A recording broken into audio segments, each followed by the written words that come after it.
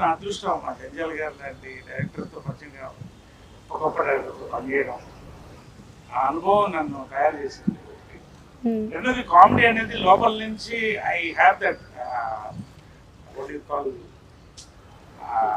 Appetite, అంటే ఆకలి ఉంది, ఇంకా బాగా చేయాలి, ఇంకా బాగా చేయాలనేది.